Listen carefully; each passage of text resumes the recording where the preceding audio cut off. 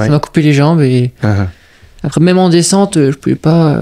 Moi, avant, j'étais pas bon, mais même en descente, je pouvais pas trop envoyer parce que j'avais plus de jambes, quoi. Mis en mode off le cerveau et je faisais que de me dire, je suis pas en forme. Du coup, ça a dû alimenter encore mon truc. Dans la course, au début, je partais bien et après, au fur et à mesure de la montée, il y en a qui me doublent, Et à la fin, on finit par 3 bornes sur la route au plat.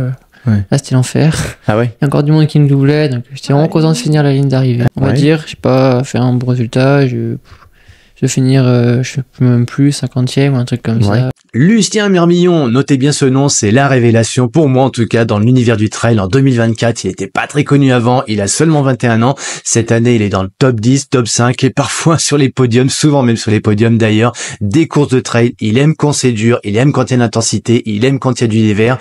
Son entraîneur aujourd'hui, c'est Maxime Grenot, que vous pourrez trouver d'ailleurs dans un autre podcast sur le Objectif Finisher. Il nous explique tout, comment il a fait pour progresser, les fondamentaux, comment il a fait pour atteindre ce niveau-là. Je vous laisse avec lui tout de suite et maintenant dans l'épisode. Il m'a recueilli chez lui à Giron, dans le Jura, et je pense qu'il y aura d'autres Jurassiens prochainement d'ailleurs dans le podcast. Entre-temps, Maxime Mirmillon, à vous de jouer. Si vous avez des commentaires, n'hésitez pas à nous partager tout ce que vous pensez bien de lui, et si vous avez des questions aussi, n'hésitez pas. Allez, on est avec le soleil, on est dans le Jura, à Giron précisément. C'est ça? C'est Giron 1000. Giron 1000, à 1000, parce qu'on a 1000 mètres d'altitude. Voilà, là, on est à 1015 à la maison. 1015 à la maison. Merci de m'accueillir à la maison, Lucien. Pas de souci. Comment tu vas? Ça va super bien, écoute, avec le soleil, petite mer de nuages, donc que demander de plus? Ouais, vous pourrez voir quelques vidéos. Enfin, quoique non, en fait, je me regarde moi dans la caméra et je te vois toi. Non, on va voir ce beau chalet en Boiron. Voilà. Mais on aurait aimé filmer avec le beau paysage derrière. Mais en fait, ça faisait un contre-jour. Donc, on a 1015 mètres d'altitude. Voilà. On a Giron 1000. C'est dans le Jura, dans le massif du Jura. Massif du Jura, département de l'Ain. La frontière est à 15 minutes. Ouais. Donc, c'est juste à côté. Ce qui m'amène à toi, c'est un voisin. C'est Damien. On se connaît depuis quelques années. Ouais, combien d'années? Ça doit faire 3-4 ans, je pense. Ouais. Mais avant, je le connaissais juste comme ça et je savais pas qui courait. Puis après, c'est ma sœur qui le connaissait avant moi. Ouais. Puis elle m'a dit qu'il avait un bon niveau. Donc après, on s'est rencontrés, on faisait quelques sorties ensemble. Et puis, depuis, c'est toujours bien d'avoir des conseils de sa part, quoi. Il a plus d'expérience. Ouais. Puis d'être deux dans le même village, c'est vrai que c'est pas un très très grand village, donc d'être deux à courir, c'est sympa.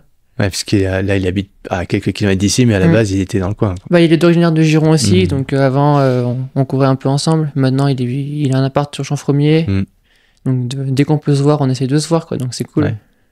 Alors, il y a Damien et puis aussi Maxime, que j'ai podcasté il y a quelques temps déjà, puisqu'on parlait avec Maxime d'entraînement, de planification d'entraînement, d'intelligence dans l'entraînement, et c'est aussi ton entraîneur. Entraîneur depuis décembre, depuis quasiment un an, là. Ouais. Donc, ça change vraiment le niveau entraînement. Avant, je faisais un peu au feeling, un peu à la One Again, donc il m'a cadré un peu. One Again Beast to Fly, voilà, et ça t'a pas... Et tiens, One Again Beast to Fly, ça fait la transition, parce que tu fais la fly. On a l'impression que tu voles des fois quand on te regarde sur ton Instagram, des vidéos. C'est assez impressionnant de voir ces courses. C'est des courses aériennes, ça qui avec des jolis paysages, toujours plus variés que les autres, donc c'est sympa. T'aimes bien prendre de la hauteur, toi? Ouais, j'aime pas le plat. T'aimes pas le plat? J'aime mieux être en montagne, sur des arrêts techniques, voir les animaux, t'es tout seul en montagne, ça c'est mon kiff. Ouais. Donc Lucien Mirmillon, t'as 21 ans. Si tu devais te décrire d'ailleurs, parce que c'est ton premier podcast, et je vais être honnête avec toi, je te l'ai dit tout à l'heure, mais avec vous aussi, je crois que t'es mon plus jeune invité. Il faut, exactement. Je parlais un peu d'Inox Tag tout à l'heure, mais avec ma femme, on se fait souvent la réflexion quand même que aujourd'hui, on entend souvent des anciens comme nous qui disent les jeunes aujourd'hui, blablabla, et finalement. Vous êtes assez inspirant. Toi, t'as le sourire. Quand on te voit sur ton compte Instagram, t'as toujours la banane. Je fais ça avec passion. Donc, quand on fait ça avec passion, il y a tout qui suit. Donc, j'aime être dehors, j'aime être en montagne. Et voilà, Qu'est-ce que t'aimes dans la vie à 21 ans? Et c'est quoi tes journées? Qu'est-ce que t'aimes? Bah, du coup, les journées, tu veux dire en entraînement ou... Ouais, les journées, quoi, une journée classique, une belle journée pour toi. Tu vas nous raconter un petit peu, parce que c'est vrai que t'es un coup l'hiver dans le massif du Jura, et puis l'été dans un autre massif, mais c'est quoi une journée type pour toi? Bah, par exemple, l'été, du coup, bah, je me lève assez tôt pour aller au travail, parce que je travaille à l'ONF. Donc après, j'ai un quart d'heure de route à faire, donc... Après, s'il y a un petit lever de soleil, c'est encore pas mal. Parce que dans un virage, juste avant d'aller au travail, le soleil se lève, donc ça, c'est magnifique. Après, donc, journée de travail. Et si on est en montagne, c'est encore mieux. Des fois, on entretient des sentiers en montagne, donc ça, c'est trop cool. Et après, bah, le soir, entraînement, du coup. Donc, soit séance intense, soit endurance. Et puis, ça peut se finir en coucher de soleil en montagne avec les bouquetins. C'est une belle journée réussie. Ouais, ça on y revient. Donc une belle journée pour toi, c'est la nature, c'est les animaux, c'est prendre l'air, voir de beaux paysages. Ouais, être dehors, quoi. Être dehors. Profiter de la nature. Ouais. Pas être enfermé dans une maison. Il y a tellement de beaux paysages à voir dehors, quoi. Donc autant découvrir. On n'a pas assez d'une vie pour tout découvrir, donc faire le maximum qu'on peut pour tout découvrir. Ouais, c'est pas faux. Ouais. Moi, j'en ai passé quelques années déjà, et je me dis, ouais, mais les temps, ouais, c'est vrai, quand on voit les années qui restent. Bon, t'en as encore plein, toi, devant toi. Oui. T'as plus devant que derrière. Toi aussi. Ouais, je sais pas. Là, je disais, à mon âge, non, je crois que j'en ai plus derrière. Mais justement, on va essayer de pas les gâcher, ça va venir. Profiter de chaque instant, quoi. Ouais, c'est un jeune qui me dit ça, c'est chouette. Quand on est jeune, on pense à l'avenir, on pense à sa situation professionnelle, on pense à sa sécurité, aux finances, à l'argent. Toi, non? Moi, je pense au moment présent, et chaque jour est différent, et puis voilà, on sait pas de quoi demain sera fait, donc profiter de ce qu'on fait à l'instant présent, et puis voilà. La suite, on verra plus tard, quoi. Ouais, ça se passe bien pour l'instant. Pour l'instant, ça se passe bien, donc je suis heureux, donc il y a pas de problème. Tu me disais que c'est pas forcément tes parents qui t'ont transmis ça. Alors si, peut-être la nature, ça sans doute, mais la course à pied, courir, c'était pas le sport. Bah non, mes parents, on faisait beaucoup de randonnées depuis tout jeune. Depuis l'âge de 3-4 ans, on montait au Crest de Chalam, donc c'est le sommet juste à côté. Donc ça nous a vraiment mis dans le bain direct. Puis après, mon père, il fait un peu de vélo, mais sinon pas de course à pied, quoi. Et ma sœur, elle court depuis quelques années, je dirais 5-6 ans. Et un coup, je me rappelle, c'était avant d'aller à Saint-Claude, une petite course comme ça du coin. Et je l'ai vu courir, je suis allé l'encourager avec ma mère. Et puis le jour J, elle m'a dit, ouais, tu peux courir si tu veux. Et du coup, je me suis un peu forcé à courir.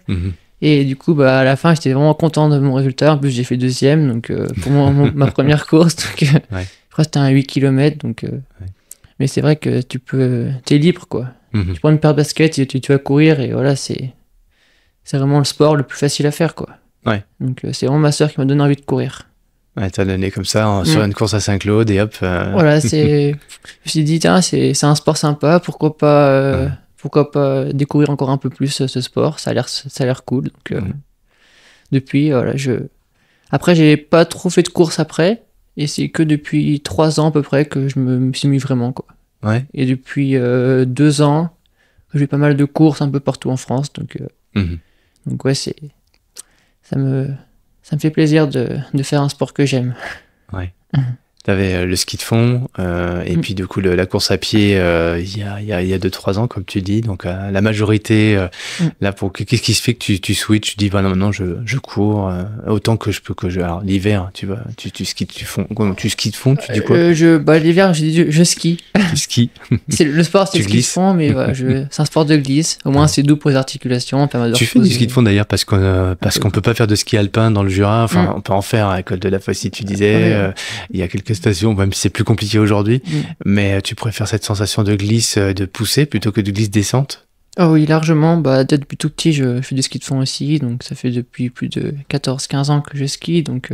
Et t'aimes pas forcément ski alpin? Ski alpin, ça m'a jamais trop tenté. Enfin, on y allait quelques fois par an, une fois par an, en fin de saison, avec mon père et ma mère, parce que mon père, il est dameur en ski alpin avant.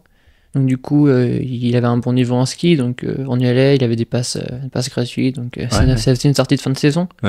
Mais ça m'a jamais trop attiré. Et puis le ski de fond, c'est tout naturel pour moi. Le Jura, c'est vraiment une terre de ski de fond, donc c'est... Puis ils sont légers, les skis, tu prends tes skis, tu pars, et tu sais pas pour combien de kilomètres tu pars, voilà, tu rentres quand t'en as marre. Mais bon, t'en as jamais marre, donc c'est jamais assez. Mais non, c'est un trop joli sport. Et puis sur les plateaux du Jura, c'est magnifique, quoi. T'es t'es tranquille, c'est un régal. Qu'est-ce que tu conseilles d'ailleurs à ceux qui nous écoutent là, qui sont plutôt, tu sais, les gens urbains qui ont pas, quand ils vont à la montagne, c'est plutôt faire du ski alpin, quoique maintenant un petit peu de ski de rando aussi, parce que tiens, on a découvert pendant une certaine période là que sans remonter mécanique, évidemment le ski alpin c'est le ski de rando, le ski mo c'est plutôt sympa. Qu'est-ce qui fait qu'on pourrait migrer vers le ski de fond et c'est quoi tes kiffs ici? Bah déjà c'est déjà moins cher que le ski de rando. C'est moins cher. Et puis pour ceux qui débutent, ils peuvent aller dans les rails, faire du classique. C'est vraiment une initiation au ski. Donc, puis en général, tu as une station de ski pas très loin de chez toi. Donc tu peux vraiment y aller, tu peux y aller en famille, tu peux y aller tout seul, c'est vraiment comme tu veux. Puis si tu vas sur le Jura, bah, c'est encore mieux, tu as des grands plateaux, tu as plein de points de départ, c'est vraiment super pratique. Donc c'est un sport idéal pour découvrir le ski en général, quoi. Ouais. C'est quoi ton spot préféré? C'est au-dessus de la maison, la Giron, c'est plutôt la Pesse ou en plus haut après? Plutôt les Bellecombes, je dirais. C'est entre la Pesse et c'est Moncel par là-bas derrière. Alors attends, juste pour moi, là, c'est Moncel, d'accord. Ok. Ah là, mais t'as moins de monde, là, c'est plus... Là, c'est beaucoup plus calme, ouais. Ah oui, c'est froid, là. C'est dans une combe, c'est super froid. Il y a une combe, forcément, c'est froid. Donc c'est vraiment... Et là, t'aimes bien, toi? Ouais, là, t'y vas tôt le matin, t'as une église de malade et t'as pas un chat, donc c'est royal. Puis t'as pas trop de pistes, t'as une piste qui prend toute la combe et tu peux faire des kilomètres sans passer au même endroit, donc c'est trop bien, quoi. Ça, c'est un régal.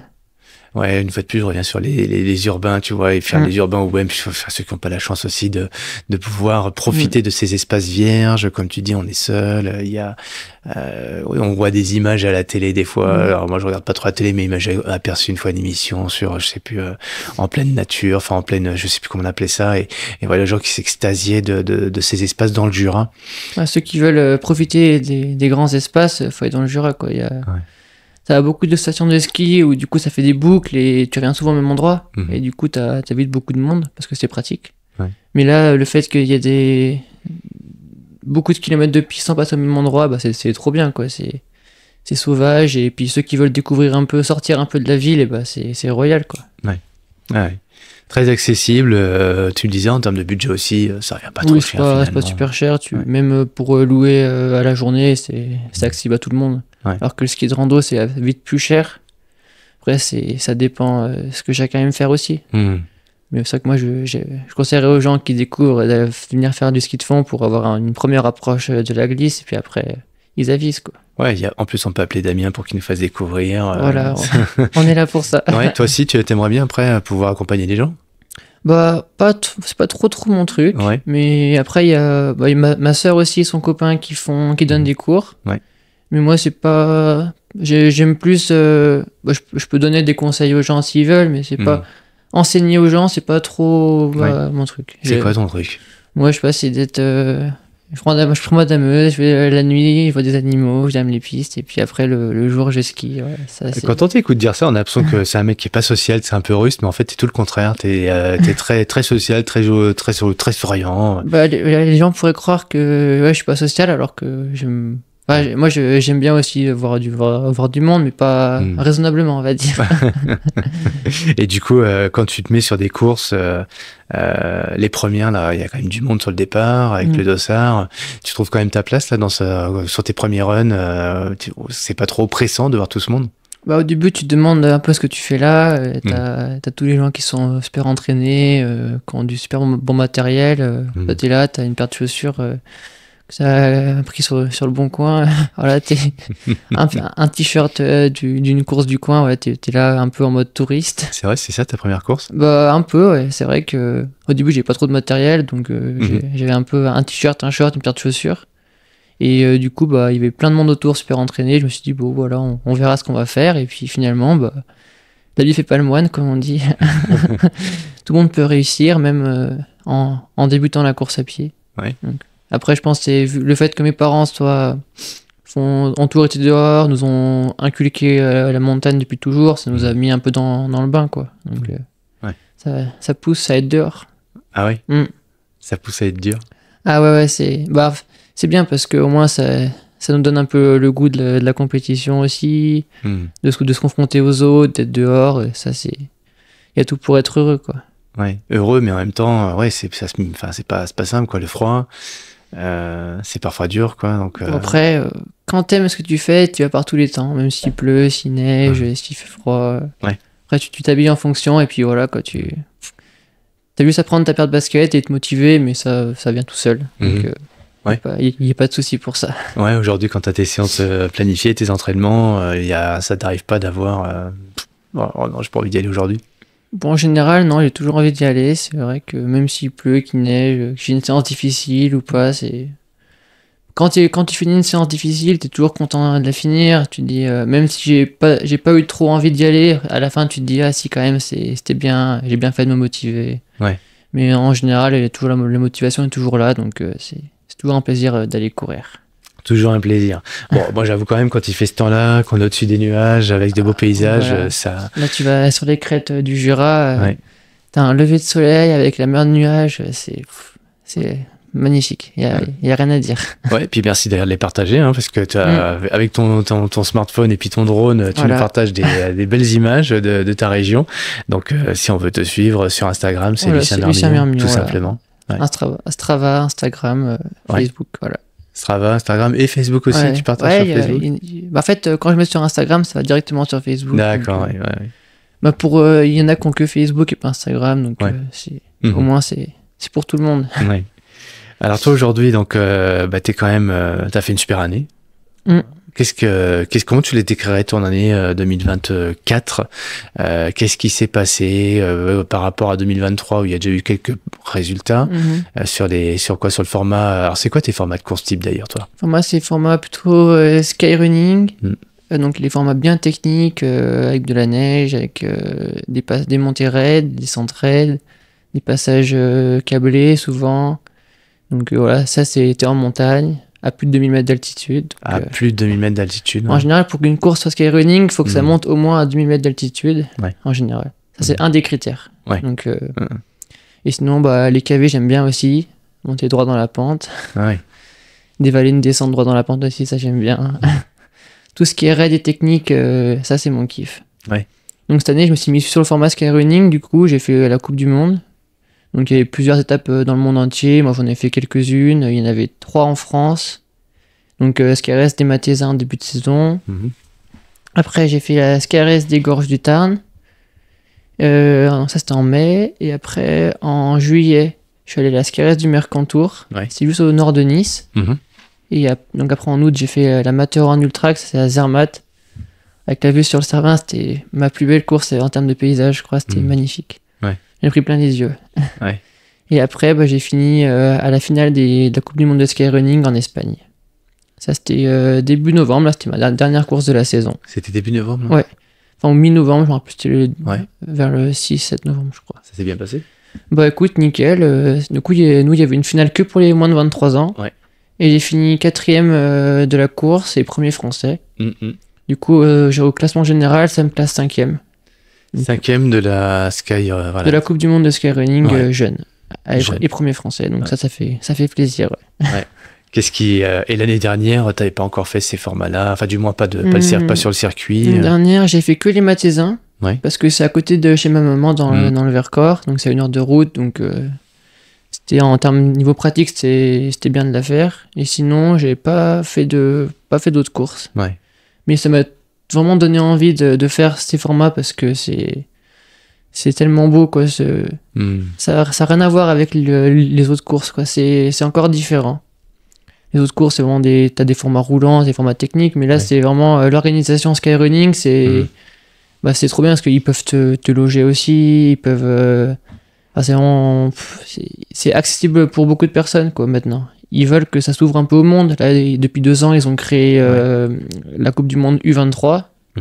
Donc ça permet de mettre en valeur aussi les jeunes. Donc ça, c'est cool, je trouve. Donc c'est vraiment le skyrunning, c'est vraiment ce qui me fait rêver. Ça te fait rêver. C'est pour ça que je cours aussi. Pour être dehors sur une arête en montagne, ça c'est le kiff absolu. Dehors, Arrête. Alors, pas arrête de courir, hein, mais arrête les arêtes. Avec montagne, la vue. Voilà. C'est le cahier des charges, quoi. Voilà. Qu'est-ce qu'il faut d'autre pour faire ton bonheur en temps, justement sur les formats de course, même plus généralement, d'être dehors, d'être sur des arêtes, d'un peu le sentiment de voler, des montagnes, la vue. Qu'est-ce qu'il faut d'autre encore? Après, tu mets un peu quelques chamois, quelques bouquetins, Ouais, tu dirais. des copains avec qui tu cours, et puis voilà, un grand soleil. Et puis, quand même, c'est mieux le soleil. Ouais, quand même. C'est mieux d'avoir une vue quand même. Ah ouais, c'est sûr que t'as la vue, mais il n'y a pas le... Tu montes sur une arête et que t'as le brouillard, c'est un peu moins bien. Ouais. Donc là, tu montes, t'as une mer de nuages, c'est trop beau, quoi. Donc, non, t'as tellement des paysages différents que tu peux être partout et tu peux en avoir de partout, quoi, des terrains comme ça, donc c'est cool. T'as envie d'explorer quoi? On va revenir sur ta saison, hein, mais justement, qu'est-ce qui fait aussi que t'as brillé d'un coup? Tu sors peut-être un peu de nulle part, certains un peu vrai dire d'ailleurs. Non, on voit d'où tu viens. D'ailleurs, t'es pas nulle part, t'es du Jura, du sud du Jura. En Terre Sainte, dans le Jura. La Terre Sainte du Jura. Ouais. Et qu'est-ce que t'aimerais faire l'année prochaine que t'as pas encore fait là, si tu regardes l'année horizon 2025? Là, j'ai regardé le calendrier Skyrunning et il y a d'autres courses. Donc, déjà, je veux refaire les Mathésins parce que c'est une course. C'est ta course. Qui est ma course. En début de saison, ça me tient à cœur de la faire. Et après, ce qui reste des Gorges du Tarn, j'ai fait une pas trop bonne course. Donc, j'aimerais bien refaire un meilleur résultat. Et après, j'aimerais bien découvrir d'autres courses aussi. Donc, il y a une course à Saint-Jouard vers Bonneville qui fait partie du calendrier. Donc, j'aimerais bien la faire aussi. Ouais. Et puis Zermatt, là, je pense que je vais y retourner aussi. Parce chaque fois que tu dis Zermatt, t'as le visage qui change. Ah non, là, cette course, ça m'a marqué. Les paysages, c'était incroyable. En plus, on avait grand beau temps. Oh, c'était... En plus, j'ai mon pote qui me faisait mon assistance, donc tout s'est bien passé. Donc, qui ça? Hugo Lone, donc il est au team Genève Trail. Pour ceux qui connaissent pas, c'est une petite team de copains aussi. Donc on part souvent ensemble. Même là, pour la finale de la Coupe du Monde de Skyrunning, on est partis ensemble. Et il m'a fait aussi mon assistance, donc c'est vraiment un super bon copain. Ouais. Comment tu gères d'ailleurs là, au niveau financier quand tu dois te déplacer? C'est toi, grâce à ta saison professionnelle, tu mets de côté ou tu te fais un peu aider? Avec le team, on a aussi un peu un soutien, donc du coup ça permet de faire les voyages et les inscriptions aux courses. Même si pour la Coupe du Monde de Skyrunning, on paye pas les courses, ça c'est plutôt pas mal. Mais du coup, on paye le logement et les déplacements. Donc après, c'est pas non plus super cher, mais il n'y en a pas non plus beaucoup dans l'année, des gros déplacements comme ça, donc ça va. Si t'avais all inclusive, vas-y, fais ce que tu veux, t'avais le budget sans fin, sans fond, qu'est-ce que tu ferais? Déjà, je pense que je resterais dans les pays voisins. Je vais pas trop prendre l'avion, c'est pas... J'aime bien y aller en voiture. Et au pire, tu fais un bivouac au milieu, tu prends la tente et tu découvres des nouveaux coins. Donc, mais non, c'est... J'aimerais bien découvrir l'Autriche. J'ai encore jamais découvert tout ce qui est Tyrol par là-bas. Donc Italie, Autriche, j'ai encore pas trop découvert, donc j'aimerais bien découvrir ça. Il y a tellement de beaux paysages aussi là-bas, donc j'espère qu'on pourra y aller un jour. Pas besoin de prendre l'avion pour trouver des paysages magnifiques. Même à côté de la maison, t'as des paysages magnifiques. Donc t'es pas obligé d'aller forcément loin pour trouver des beaux paysages. Peut-être que beaucoup de personnes se disent qu'il faut aller loin pour découvrir d'autres paysages, mais alors que tu vas à côté de la maison, pas très loin de la France, t'as des paysages super variés, donc c'est cool, quoi. Et ça fait ton bonheur. Voilà, c'est ça. Même en France, t'as plein de paysages différents et c'est super varié, quoi. Tu vas dans le Jura, c'est des montagnes à vaches, comme les gens ils disent, mais moi, c'est la montagne que j'aime aussi. Après, tu vas dans les Alpes, c'est plus technique. Tu vas dans les Pyrénées, c'est encore différent. Tu vas dans Massif Central, j'ai encore jamais découvert, mais ça va être encore différent. Donc t'as tellement de paysages différents, c'est fou, quoi. Tu peux pas tout faire à la fois. Déjà, tu parlais d'avoir une vie bien remplie, et si avec lui on arrivait à faire tous les coins de France déjà. Si seulement, ça se saurait, je pense. On a déjà tellement à faire. Alors 2025, des petites perspectives sympas, mais finalement on a tout ce qu'il faut à proximité pour déjà en avoir plein les yeux. Et puis aussi se qualifier pour la finale, parce que c'est quoi, tu me le disais tout à l'heure, mais comment on fait pour se qualifier pour la finale sur la Skyrunning? Donc sur la Coupe du Monde, tu as plusieurs étapes donc, dans le monde entier. Et donc ils prennent en compte pour les seniors, ils prennent en compte les 4 meilleurs résultats. Et pour les U23, du coup, cette année, ils prenaient les 2 meilleurs résultats. Donc je pense pas que les règles changent. Et donc, en fonction de tes 2 résultats, donc t'es qualifié à la finale. Et après, t'as la course qui est dédiée que aux U23. Et donc, t'as un classement avec que les U23. Donc, au moins, tu sais où tu te situes par rapport aux meilleurs jeunes, quoi. Donc, ça, c'est cool. Et l'année l'année prochaine, j'aimerais bien faire pareil, je pense. Faire les courses U23 pour me classer au général parmi les autres, quoi. Ouais. Pour voir si j'ai progressé ou pas. Ouais. Alors la France, ça te content, enfin ça fait ta joie et ton bonheur d'aller un petit peu sur les frontières à côté, Espagne, ou peut-être demain Italie et puis l'Autriche, ça pourrait être sympa aussi. Mais finalement, on a tout ce qu'il faut à côté. Et si on reste un petit peu dans le format dans lequel t'aimerais évoluer à terme, est-ce que le skyrunning ça fait ton bonheur ou tu dis quand même il y a des courses qui sont pas forcément dans le circuit qui te font un peu rêver? Bah pour l'instant, le skyrunning ça me fait rêver. Puis là, l'année prochaine, je veux découvrir aussi d'autres courses. Ouais. Je vais aller à Verbier, à UTMB, faire format 40 km. En plus, c'est en altitude. Ouais. Il y a 40, tu prends 3000 de dénivelé, donc c'est un chantier aussi, donc ça me plaît. Ouais. Et puis après, fin de saison, faire Wistrubal à UTMB, format 50K. Ah donc, donc tu vas monter un petit peu les distances. Voilà, je veux découvrir le format 50K l'année prochaine. Donc, en gardant aussi le circuit skyrunning, mais en découvrant le format 50 km. Donc ça va être une découverte. Donc j'ai hâte de voir comment ça va se passer. Ok. Alors on va venir un petit peu à cette année 2024 et puis la transition 2025. Là, qu'est-ce qui fait que tu progresses? Comment tu fais pour aller cranter en termes de performance et de résultats? Puisque cette année quand même 5e de la Coupe du Monde, premier français. Ça met un peu de pression quand même. C'est moi qui te la mets en le disant ou... Je mets pas trop de pression, c'est vrai que le résultat il vient avec. Si tu fais une bonne préparation et si tu es en forme, en général le résultat il va avec. Donc je mets pas trop de pression pour ça, juste profiter de la course et profiter des paysages. Et voilà. Mais en général j'ai pas trop de pression sur les courses. Non, même si tu as du niveau, c'est pas trop... Après peut-être que je suis comme ça et il y en a, ils aiment bien se mettre la pression, peut-être que c'est leur façon de faire aussi. Donc après moi c'est différent. Mais non, c'est vrai que... Attends, tu me disais quoi la question déjà? Non, mais en fait, quand je t'écoutais, en fait, moi aussi je suis parti dans mes pensées, je vais te dire pourquoi. Parce qu'en fait, ta façon de parler, de vivre, etc., on peut penser peut-être à Xavier Thévenin, on peut penser à Kylian Jornet aussi, hein, sur d'autres massifs. Et en fait, je partais, je vais être sincère avec toi, parce que je me dis, mais en fait, les choses se font naturellement, et ma question est complètement con. Parce qu'en fait, je parle de résultats, je parle de pression, je parle de ce genre de choses, mais en fait, c'est des questions qui sont complètement idiotes par rapport à toi, ton style de vie, les choses se font naturellement. T'arrives sur des formats, les choses arrivent, Après, depuis que j'ai Max en coach aussi, Maxime Grenot. Donc ça s'est fait naturellement aussi avec Max. Tu vois, c'est pas toi qui dis à un moment donné, je vais trouver un coach. Ça s'est fait comment? En fait, le fait qu'il m'ait intégré au Team Auto, donc depuis cette année. Et ça s'est fait comment avec Maxime? Et il m'a contacté après le marathon du Mont Blanc. C'est lui qui t'appelle? Voilà, il y a 2 ans. Et il m'a dit, donc si, voilà, on est intéressé. Tu m'as l'air d'être en forme cette année. Est-ce que tu vas intégrer le team? Du coup, c'est aussi une réponse d'Azix. Du coup, j'ai attendu un peu et au final, j'ai répondu oui à Max. Et donc, depuis janvier de cette année, c'est la première année que je suis au Team Odlo. Donc, c'est une super découverte. T'as vraiment c'est une petite famille, quoi. T'as pas beaucoup de personnes dans le team.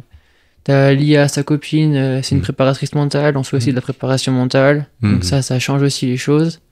Le fait d'avoir un coach, préparation mentale, et aussi un podologue, Quentin, qui est Claire Piton, qui est à Annecy. Et on est vraiment super bien entouré, quoi. Donc, après, dès que tu as toutes ces personnes autour de toi, tu peux que faire des bons résultats, quoi. Ouais, ça s'est fait. Alors attends, j'allais te poser des questions et je vais rebondir sur ce que tu viens de dire. On peut que avoir des bons résultats parce que il y a cet écosystème qui te permet de t'améliorer. Mais du coup, pareil, la question, est-ce que justement par rapport à Maxime, par rapport à l'IA, par rapport à tout ce staff et puis aussi les sponsors, est-ce que ça met... Tu vis comment ça en fait? T'as des comptes à rendre, t'as envie de faire mieux pour eux ou non? C'est ta suite logique et les choses se font comme ça doit se faire? Bon, moi je fais ma vie comme elle était avant et si il y a ces personnes autour de moi, c'est encore mieux parce que je suis bien entouré, ils me donnent des conseils, voilà. fait d'avoir Max, ça m'a, il a beaucoup d'expérience sur tout, donc il m'a vraiment parlé de beaucoup de choses. Avant, je faisais un peu n'importe quoi à l'entraînement, là, ça, il m'a cadré. Donc peut-être pour ça que les résultats viennent aussi avec. C'est que avant, je faisais pas trop d'endurance fondamentale, je faisais toujours mes entraînements pas à fond, mais à une bonne allure. Et maintenant, je fais beaucoup d'entraînements tranquilles. Donc c'est ça aussi qui est important. C'est pas frustrant, c'est pas dur, non, de se ralentir des fois?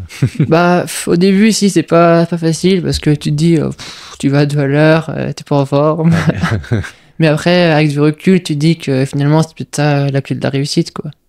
Lui, il me dit souvent 80% du temps, c'est endurance et 20% intensité. Et quand tu respectes ça, et bah, t'as tout réussi. Donc, j'essaie d'y respecter au maximum et maintenant, ça va. Ça vient naturellement et j'écoute. Voilà. Donc, je prends tout ce qui est bon à prendre pour progresser. Donc, j'écoute ce que les gens me disent. Ok. Et ça, justement, là, par rapport à cette relation que tu as avec Maxime, car voilà, j'écoute, il y a un cadre. Toi, cette année, tu as senti ta progression dans ton entraînement aussi, ou c'est plus tes performances qui t'ont fait évaluer cette progression?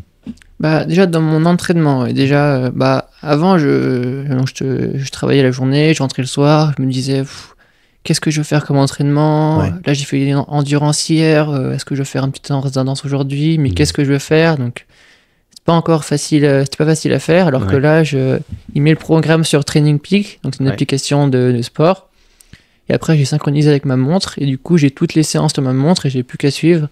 Au moins, je me pose pas la question de ce soir je vais faire ça, demain je vais faire ça. Au moins, je sais caler et je sais ce qu'il faut faire. Et il n'y a pas de questions à se poser, donc j'ai juste à suivre ce qu'il me dit. Ça, c'est ce que disent souvent les athlètes. Quand il y a un coach, moi, c'est moins de charge mentale. J'ai pas à réfléchir. Et du coup, moi, ça me soulage quelque part. Et je lui fais confiance. Donc, t'as confiance en lui, en ce qu'il te fait. J'ai 100% confiance en Max. Ça, c'est une personne à qui j'ai 100% Qu'est-ce qu'il fait d'ailleurs alors, tu peux faire signe à la famille qu'on peut faire du bruit. T'es chez toi. Parce que je crois qu'il y a c'est mon frère qui rentre. C'est le frangin. Salut, frangin. Qui court aussi, d'ailleurs. Voilà. Eh ben oui, ça va depuis tout à l'heure? Ah bah ouais, un peu froid aux mains. Un peu froid aux mains, ouais. Ouais, malgré le soleil, là, ça caille un peu. Hein, Ils aiment moins, donc c'était un peu... Ils ont tous le sourire dans la famille. Hein. Ta soeur aussi, pareil, elle sourit pas. Aussi, ouais. Et le papa aussi? Et la maman aussi? Tout le monde sourit, c'est chouette. Eh ben, ça fait plaisir. Mais il faut. Non, mais c'est quand c'est dur, des fois aussi, qu'on sourit peut-être plus. Des fois, on a tout pour être heureux, puis on fait. Oui, c'est vrai. Voilà, peut-être, je sais pas. On peut se réfléchir. Peut-être pas ici, en tout cas. Non, ça va. Non. Et on était où, là, d'ailleurs, avec Maxime, Qu'est-ce qui fait que tu as eu confiance en lui, d'ailleurs? Enfin, tu vois, évidemment, si je te guide pas. Il m'a vraiment mis à l'aise dès le début, même pour l'appel. Il m'a dit. Si tu veux, on peut s'appeler, mais quand tu veux, quand t'es dispo. Enfin, vraiment, dès le début, il était super adorable avec moi. Et puis après, au téléphone, il m'a vraiment mis à l'aise direct. Il m'a tout expliqué. Il m'a dit, t'as un bon niveau. Est-ce que tu veux rentrer au team? Il y a ça, il y a ça, il y a ça. Il y a lui qui est au team, il y a lui qui est au team. Donc, le fait qu'il y ait aussi beaucoup de personnes que je connaisse. Après, on s'est aussi un peu appris à se connaître en fonction des années, mais. C'est vrai que depuis, on se connaît depuis. Tu t'es renseigné sur lui, sur son passé, son sport, tout ça? Même pas. Pas avant que je le connaisse, je savais même pas qui c'était. Et du coup, j'ai aussi j'ai envoyé un message à Damien et je lui demandais, il y a Max qui m'a envoyé un message, est-ce que tu le connais? Il m'a dit, ah oui, mais j'ai parlé un peu de toi aussi à Max, donc c'est peut-être pour ça aussi qu'il m'a contacté. Mais on se connaît pas depuis si longtemps avec Max, mais c'est vraiment une relation de confiance, quoi. Donc, c'est vrai t'as pas eu besoin de savoir qu'il avait déjà gagné des courses, qu'il avait un super niveau. En plus, il y a un an, il était déjà, il pouvait plus courir. Oui, c'est vrai. Mais après, j'ai un peu checké aussi ce qu'il a fait comme résultat et j'ai vu qu'il. C'est pas un coureur du dimanche, quoi. Ça t'a rassuré, Oui, voilà, aussi. Je sais ce qu'il fait, quoi. Je sais qu'il fait les bonnes séances pour progresser, quoi. Donc, même pour pas se blesser aussi. C'est plus ça. Parce qu'il y a 2 ans, j'ai eu plusieurs blessures, donc là, cette année, j'ai pas eu de blessures, donc c'est... T'as senti la différence, T'avais eu des blessures, d'ailleurs? Il y a 2 ans, j'ai eu une entorse de la cheville, et à 2 reprises, donc à partir de août, donc ça m'a tout coupé à la fin de saison. Donc, après, il faut faire avec, hein, c'est les aléas de la course à pied, mais bon, après... Qu'est-ce que tu fais qu'est-ce qui a changé là pour toi? En plus des entraînements calibrés, tu dis un peu plus d'endurance, travailler sur le foncier plutôt que faire sur l'intensité. Qu'est-ce qui a changé encore pour toi sur lequel tu te dis, bah effectivement, le fait d'avoir fait ces exercices, ça contribue à être plus solide et d'avoir moins de blessures ou une entorse, on pourrait se dire, bah c'est pas de chance. Oui, sauf que des fois, les chevilles, on s'en fait plein. Hein. Oui. Mais après, ça fait des petites entorses ou rien du tout, quoi, d'ailleurs. Peut-être que ça fait une entorse parce que le corps était peut-être pas assez solide, pas préparé pour ça aussi. Ouais. Et là, depuis qu'on se connaît, l'hiver, on met en place beaucoup de renforcement musculaire aussi. Ouais. Ça, c'est super important, je pense, même au niveau proprioception de la cheville aussi, mobilité du pied. Enfin, il y a plein de trucs qu'on met en place depuis. Tu faisais pas avant? Non, je sais pas du tout de renforcement musculaire. Et quand tu découvres ça, tu dis oh là là, qu'est-ce qui se passe, j'aime toujours pas en faire. T'aimes toujours pas. mais c'est important d'en faire, donc il y a pas le choix. C'est pas non plus le diable non plus. Il faut faire ça pour. Concrètement, tiens, tu parles de renfort musculaire. La première fois que tu fais un exercice, c'était quoi? Et ta relation à ce mouvement de corps là que t'avais jamais fait? Ça devait être. C'était dans le Jura. Donc c'était. L'hiver, ça devait être des squats, je crois, ou des jumping jacks. Au début, tu te demandes pourquoi tu fais ça. Et tu te dis, ça va servir à quoi? Un peu aussi, ouais. Et après, tu te dis finalement, peut-être que c'est grâce à ça que j'ai progressé aussi. Donc, c'est un peu grâce à Max qui m'a poussé à faire du renfo que je fais aussi des bons résultats. Donc, donc l'hiver dernier, tu te fais à faire des squats, des sauts de grenouille aussi, non, des fentes. On a fait plein de trucs débiles, plein de trucs. Des trucs débiles, voilà, la dernière phase, on peut le dire. Hein, c'est la première fois qu'on fait ça, on a l'impression d'être un pantin. Au début, tu te dis, ça va être compliqué. Même le gainage, c'est toujours compliqué. Mais... Le dégainage, Oh là là, ça c'est. Même quand on fait des. Je te vois faire le sourire là. Même quand on fait des stages avec le Timo de l'eau, on fait aussi du renforcement musculaire. Tiens, vas-y, raconte, parce que c'est vrai qu'on voit quelques vidéos qui sont assez rigolotes. Et puis en plus, je sais que Maxime, il aime bien inventer des choses lui aussi. Ah oui, c'est un marrant aussi, Max, il aime bien charrier. Dès qu'on fait du renfo avec le Timo de l'eau, c'est vrai que les autres ils sont tous. Il y en a un qui est peut-être un peu comme moi, un peu débutant, mais en général ils sont bons, quoi. Donc ils se moquent un peu de nous pour rigoler. C'est bon enfant, on va dire. Il y a un bon esprit. Il y a un bon esprit, un bon esprit d'équipe. On se soutient, on rigole tous ensemble. On se connaît bien, donc c'est une grande famille, quoi. Et quand sur le dernier stage, là, je vous vois tiré par quelqu'un. Vous êtes un peu en mode cheval, là, bourrin. T'es tiré, t'as quelque chose qui te retient derrière. C'est Max en plus. C'est Max en plus. Il a le bon rôle. Hein. Il a le bon rôle. Il se fait tracter. Lui, là, il tient la sangle et nous, il faut qu'on avance devant. Et lui, il retient un peu la sangle, donc un peu un travail de force. C'est la première fois que je faisais ça aussi, donc c'est bien. Ça nous pousse dans nos retranchements aussi, donc. On découvre d'autres choses, nouvelles méthodes de travail. Donc, c'est bon à prendre aussi. Et alors, comment tu sens, toi, l'évolution alors, je te posais la question tout à l'heure, tu vois, par rapport à des performances, des résultats. Bah oui, forcément, on voit tes résultats, donc c'est ça l'évolution. Mais est-ce que toi, tu ressens des choses, ton corps évolué, t'as ton souffle qui est plus... Enfin, je sais pas, quels sont tes indicateurs à toi, indépendamment de la montre et des résultats de course? Déjà quand tu fais une séance en endurance et que tu reviens pas fatigué, quand tu je sais pas, il y a plein de... Quand tu fais une séance de renfo et qu'à la fin tu sens que t'as bien travaillé, là tu sens une différence. Avant j'étais essoufflé quand je faisais une séance de renfo, maintenant ça va un peu mieux déjà quand même. Donc il y a plusieurs bénéfices à ça quand même. Mais c'est vrai que c'est pas le truc que tout le monde aime faire, mais il faut passer par là, quoi. Ouais, parce que tu me dis, tu vois, je fais quelqu'un qui est pas forcément habitué à faire tout ça, il arrive à la montagne, forcément, il grimpe, la première grimpe, tu t'es essoufflé comme tout, et ça brûle de partout. Et toi aujourd'hui, quand tu te fais un kilomètre vertical, t'arrives en haut, alors mettons, pas en course. Il n'y a pas en course, en course. Est-ce que tu arrives à faire un kilomètre vertical, arriver là-haut en disant je suis pas trop essoufflé, les muscles sont pas trop chauffés, mais j'imagine que quelqu'un qui est pas trop habitué à côté, lui, il est au bout de sa vie, quoi. Après, oui, maintenant quand tu t'en fais en rando, tu fais des balades, t'es pas essoufflé, ça va bien, mais c'est vrai que ceux qui débutent et qui n'ont pas trop fait de renfo, pas trop fait de course à pied avant, et qui font un kilomètre vertical, ils sont direct essoufflés et peut-être qu'ils sont un peu dégoûtés de la montagne aussi. Donc, il faut avoir de l'entraînement pour aller en montagne aussi et profiter peut-être plus. Donc l'entraînement, ce que tu me dis, c'est pas seulement courir, c'est aussi faire ce genre de choses, faire des squats ou des chaises. Ouais, il y a ça, il y a les sports croisés, donc le vélo, le ski de fond. C'est pas que la course à pied, quoi. Ouais, parce que toi, ton quotidien, alors déjà, ça tu faisais avant de rencontrer Maxime, par exemple, tu faisais du vélo. Oui, je faisais du vélo, je faisais des sports croisés aussi, mais je faisais pas trop d'endurance. Ah ouais, d'accord. Je faisais tout ça, mais à une bonne allure, quoi. Parce que j'ai peur de me dire que si je fais moins vite, et je suis moins bon et que je vais pas progresser, quoi. Alors que c'est tout le contraire. Ouais.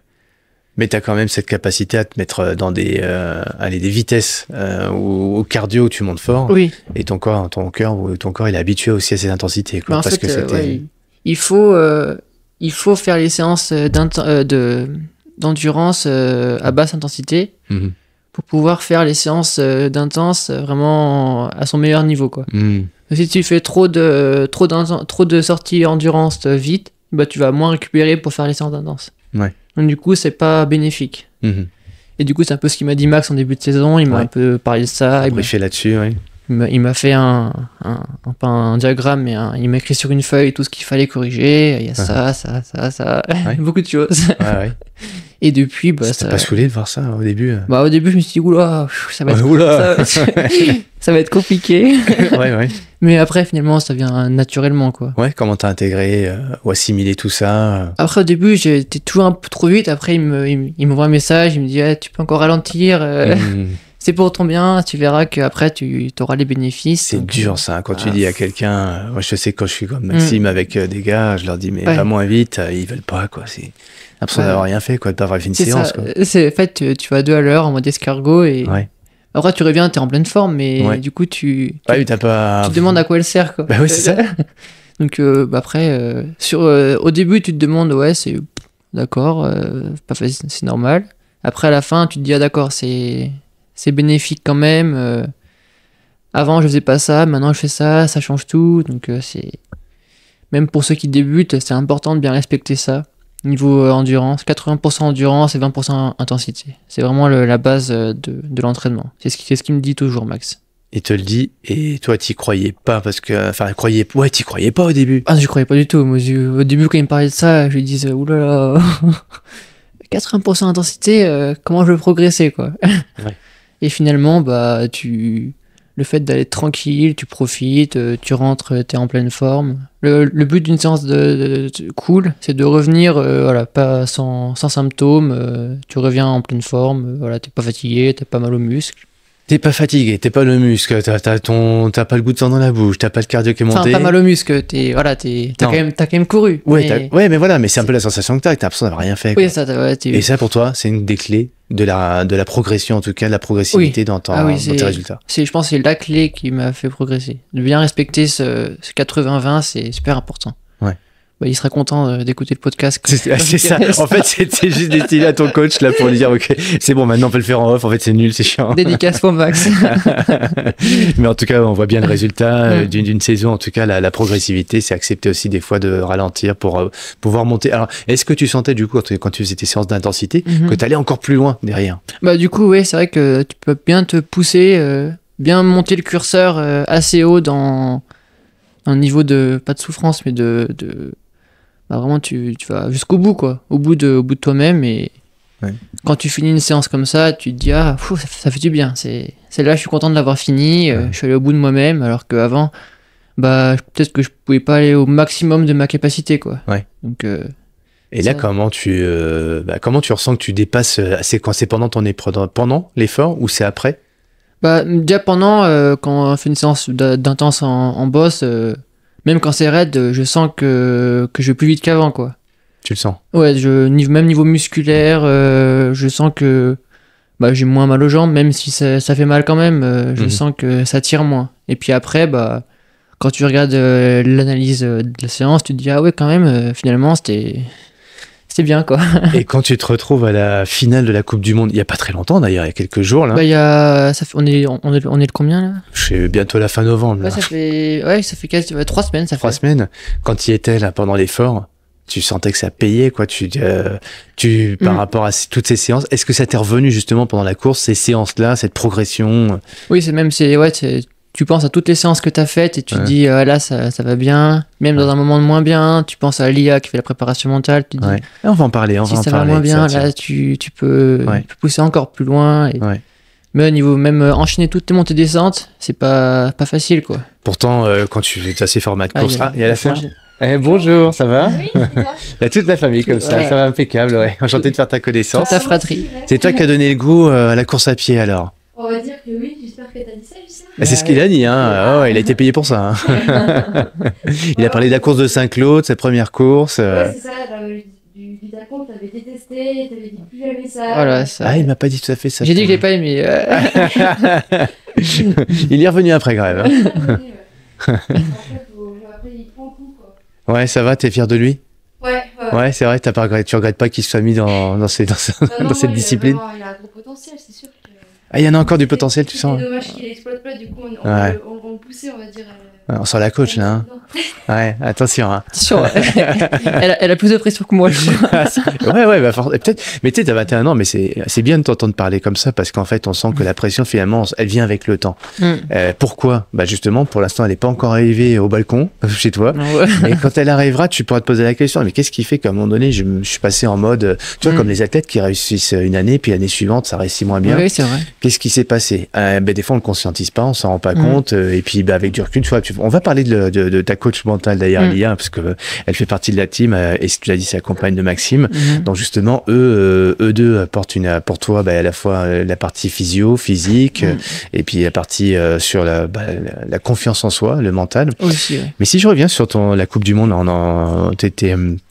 tu te remémores un peu ça, mais moi, ce qui me fait toujours halluciner, c'est vos départs, quoi. Vous partez avec une caisse d'enfer, quoi. Putain, en plus, tu pars vite, toi. Moi, j'aime pas partir doucement. T'aimes pas partir doucement. Chaque fois, il me dit, essaie de partir doucement, mais c'est dans mes gènes, partir vite. Mais ce qui est bien, c'est que c'est pas un pétard mouillé. Il y en a qui partent vite, puis après, il n'y a plus personne. Toi, tu pars vite, mais au pire, je craque, mais à la fin, mais c'est vrai que j'ai pas l'habitude de partir doucement, alors. Mais en général, ça part toujours vite les courses maintenant. Je veux pas te mettre la pression à dire ça, mais je leur dis, quand je t'entends, j'ai des moments d'absence parce que je pense encore à Xavier et puis à Kylian, parce qu'en fait, c'est les gars qui aiment bien le dur, mais ils ont été un petit peu acclimatés à ça, et en fait, ils partent vite aussi, ils sont capables de tenir vite. En plus, sur des ultra-trails, quand on voit à l'allure à laquelle ils partent maintenant, ils font les premiers kilomètres à moins de 4 au kill, ça va vite, hein. Puis après, il faut se dire qu'il faut tenir ça pendant toute la course. Je sais pas comment. Mais moi, je me dis la même chose, tu veux, sur déjà tes formats de course à toi, parce que c'est pas 5 km, quoi. Tu pars pour 20, 30, 40, 50. C'est quand même déjà, tu te rappelles, non, toi, mais ceux qui ont fait leur premier marathon, je sais pas, à n'importe quel âge, on se dit, 40 bornes, partir à 4 minutes au kilo, quoi. Et tenir après, non, c'est juste un rêve, quoi. Après, là, on est parti vite. Après, on avait direct la montée qui allait nous mettre dans le bain. Donc, en plus oui. En plus. Après, on marchait aussi, donc ça nous calme aussi un peu. Puis après, là, sur la course, on est parti avec un Italien devant. On a fait la montée ensemble. Et puis, on arrive au sommet. Il y avait des cordes. Ça finissait par des passages de cordes. Donc, ça, c'était trop bien. Trop bien. Et après, on a fait toute la crête. Et avant le premier ravito, je passais en tête pour me faire un petit plaisir. Et après, j'ai fait une bonne partie de la course, jusqu'à la mi-course en tête. Et après, ils sont passés devant. Ça te fait quoi quand tu vois un premier qui te double, puis un deuxième? Après, ils étaient ensemble les deux. Donc, au début, j'essaie de rester un peu derrière eux. Et après, je savais que j'avais un petit coup de moins bien. Donc après, j'ai essayé de m'alimenter un peu, de prendre un gel. Donc après, c'est passé.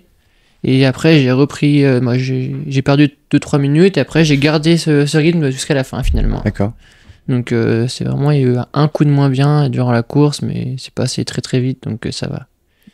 Comment tu l'expliques, ce coup de moins bien? C'est finalement peut-être aller un peu trop vite, ou tu te dis, tiens, mes entraînements de cette année, t'es peut-être pas encore assez puissant, j'ai fait une erreur de nutrition. Après, non, j'ai niveau nutrition, j'ai tout bu ce qu'on avait prévu, donc c'est pas joué là-dessus, je pense. Après, peut-être que j'aurais peut-être pas dû passer devant au kilomètre 3-4, mais bon, j'ai voulu me faire plaisir pour la dernière course. Et bon, pas de regret quand même. Je finis quand même 4ème, donc je suis content. Puis je reprenais beaucoup de temps en descente. En montée, c'était un peu, genre pas beaucoup, mais en descente, je reprenais beaucoup de temps. Donc on a beaucoup travaillé sur ça avec Max. Avant, en descente, j'étais une quiche. Ah, d'accord, donc ça c'est intéressant aussi. Donc avant, t'étais pas au niveau que t'es aujourd'hui. En descente, j'étais nul avant. Tu mets sur si tu devais dire, allez tiens, on va faire la règle des 3, mais les trois trucs que tu conseilles aux autres pour pouvoir s'améliorer en descente, que tu as utilisé sur toi. Déjà, tu poses le cerveau en haut et tu le récupères en bas. Ça, c'est le conseil numéro 1. Luc de Pomerey, c'est ce qu'il me dit. Quand je suis là-haut, qu'on voit la descente, il me prend ça. Voilà, et tu poses. Tu débranches. Poses ton cerveau, tu mets mode off. C'est ça, mode off. C'est exactement ça. Puis après, faut vraiment se focaliser, pas regarder ses pieds, mais tu regardes devant toi. Regarde devant, Parce qu'après, si tu regardes tes pieds, tu peux pas voir ce qu'il y a devant, quoi, les obstacles. Regarder plus loin. Regarder vraiment loin devant soi. Se faire confiance, vraiment se faire confiance et pas hésiter, pas avoir peur de la chute, quoi. Vraiment hésiter, s'engager, mettre les épaules en avant. Attends, ça on va dire c'est le numéro 1, quoi. Allez, on met le cerveau en off, on regarde un peu plus loin pendant toute la descente. Et le troisième point, tu dirais quoi? Et troisième point, vraiment faut pas avoir peur de son style. Parce que tu mets les mains un peu n'importe comment, tu descends. D'accord. Faut vraiment hésiter, vraiment pas avoir peur du regard des autres, vraiment y aller, s'équilibrer avec les bras et y aller pleine balle, quoi. Après, au début, c'est pas facile parce que t'as peur d'aller vite, t'as peur de te faire une cheville, t'as peur de ça, t'as peur de plein de trucs. Et après, ça va avec l'entraînement aussi. Au début, il faut travailler sur des pentes pas trop raides, des chemins. Puis après, au fur et à mesure, tu vas sur des sentiers, des terrains un peu plus techniques et faire beaucoup de proprioception de la cheville. Ça, c'est super important. Par exemple? Ouais, parce que moi, j'ai des coussins de proprioception, donc j'en fais dès que j'y pense. Vas-y, explique-nous, parce qu'il y en a un plein qui vont dire proprioception, un coussin, qu'est-ce que c'est? C'est un coussin un peu mou, donc tu poses ton pied dessus et c'est un peu instable. Et donc, il faut essayer de s'équilibrer un peu pour les yeux ouverts? Les yeux ouverts et après fermés. Et les yeux fermés aussi? Dur, hein? Ouais, pas facile après. Sur un pied, hein? Un pied, ouais. Un pied, en te brossant les dents. Ça, j'ai pas essayé encore. Ah, tu pourrais le faire, ça aussi. Oui, je pourrais essayer, ouais. Tu te brosses. Ah oui, c'est les exercices des kinés, ils adorent faire ça. Ils disent, tiens, tu te mets sur le coussin. Alors, moi, je sais tout ça, mais par contre, j'aime bien que tu le dises. Parce qu'en fait, ceux que je coach ou ceux qui écoutent, là, qui aiment pas le faire, qui disent, tiens, j'ai acheté un ballon chez Decathlon, là, où je peux pas partout, là. Et puis le ballon, je le mets, puis après, il prend la poussière dans un coin. Non, toi, ce que tu fais, tu te mets dessus, tu te mets en équilibre. Avant, j'en faisais beaucoup quand j'avais mon torse de cheville, donc j'en ai beaucoup l'année passée. On le fait pour la rééduque, hein, ça. Ah, ça, j'en ai fait, mais j'en ai bouffé. Mais après, on le fait plus. Et après, on le fait moins. Sauf Maxime, il dit maintenant t'en fais. Voilà, après, il faut essayer d'en faire un peu plus. En plus, c'est la coupure, donc peut-être qu'il faudrait que j'en fasse un peu plus. Ouais, c'est le genre de choses qu'on va. C'est la période là pour le faire. Donc là, ça tombe bien, on va le diffuser le podcast au mois de décembre. Là. Donc cet hiver, de la proprioception, on se met sur le ballon, on le ressort. Renfo, proprioception. Proprio. Et ce qu'ils te font, c'est de la neige. Et ce qu'ils te font, bon, ça faut bien dur. Faut commander la neige, et puis voilà. C'est pas bon cette histoire encore cette année. Non, ça part mal en tout cas. Ouais. Ok, donc si, en se brossant les dents. Ok, bon, tu te mets dans la salle de bain, tu te brosses les dents, tu vois, c'est encore vachement dur. Parce que c'est pas facile. Hein. La proprioception, là, on monte encore. Ouais, ça monte d'un niveau, là. Et si t'arrives à faire, te brosser les dents, fermer les yeux et tenir en équilibre sur un pied, alors là, t'es sur un. T'as tout gagné. Ouais, tu peux aller au cirque Bouglione faire des. Cirque du Soleil. Cirque du Soleil. Non, l'air de rien, c'est vachement important ces exercices-là. On les fait souvent quand il y a de la rééduque parce qu'on s'est fait une blessure, mais ça permet d'anticiper tout ça, de faire la prévention de blessure. Ça prévient les blessures. Même à faire du renfo avant, même l'été. En début de saison, on fait souvent beaucoup l'hiver et après en début de saison aussi pour prévenir de la saison. Ouais. Parce que si tu pars pour une saison de trail, tu fais pas de renfo, tes muscles sont pas habitués à encaisser tous ces chocs et après t'as des blessures qui arrivent. Donc c'est aussi pour prévenir, beaucoup pour prévenir les blessures, je pense. Alors, proprio, renfo, l'hiver. T'en as fait beaucoup l'année dernière et du coup on voit que c'est une des choses qui t'a permis de progresser, tu l'as dit dans tes courses, mais aussi pour les descentes, parce que l'air de rien forcément ça aide vachement ça. Ah oui, ça c'est sûr, mais on fait beaucoup d'exos de pliométrie, je sais pas si... Ah, la fameuse pliométrie, vas-y raconte-leur là, parce que moi j'en mets aussi des exercices de plio. Ah, ça pique ça. Quand tu découvres ça pique, hein. Le lendemain surtout. Ouais. Souvent tu fais une séance en endurance de 1 heure. Allez. Et après, à la fin, tu prends une pente moyenne de 10% à peu près. Et là, moi, ce qui me fait max, c'est des sauts de grenouilles en montée. J'adore. Le coach adore. Moi, j'adore ça. Ah, je sais. Là, la première fois que j'en ai fait, moi, tu sais, moi, je suis un vieux, hein, mais j'ai découvert ça, j'avais plus de 40 ans. Et quand j'ai fait ces premières séances avec Patrick Bringer, alors, comme tu dis, ne pas avoir peur du ridicule, parce que tu te retrouves, peu importe où tu te retrouves sur un stade, ou bon, toi, ça va, il n'y a personne ici. Non, ça va. Mais moi, à l'époque où j'étais, je faisais ça sur un stade. Et là, les gens qui passaient, ils disaient, mais qu'est-ce qu'il fait? Il fait des sauts de grenouilles. Il est marteau, Il est barjot, n'importe quoi. C'est ça. Donc, faut pas avoir peur du ridicule. Et tous ces exercices de fente, de sauts de grenouille. Squat sauté. Squat sauté. Foulée bondissante. Foulée bondissante. Et à la fin, tu finis par des sprints en côte. Et tu finis par des sprints en côte. T'es au bout de ta vie après. Ouais. Mettre du sprint à la fin. Il y a des sprints, mais en plus, tu vas à fond. Et après, t'as déjà les cuisses qui brûlent. Ouais, ça chauffe. Et c'est l'enfer. Et le lendemain, tu te rappelles de la première, le lendemain? Après, ça pique au début. Mais maintenant, ça va. J'ai l'habitude. Après, ça va mieux. C'est comme tout, quoi. Quand tu prends l'habitude, ça va de mieux en mieux, quoi. Ne dis pas trop parce qu'il va trouver de nouveaux trucs, le coach, là, pour cet hiver. On va y aller mollo, alors. Mais c'est tellement vrai, tout ce que tu dis. Hein, et en fait, on va le faire une saison parce que soit on a une blessure ou soit on a un gros objectif. Et puis, du coup, bah oui, on va s'ouvrir un petit peu à ça parce qu'on se met un peu sous la contrainte. Oui. Mais s'il y a pas de... Et parce qu'il y a un coach aussi.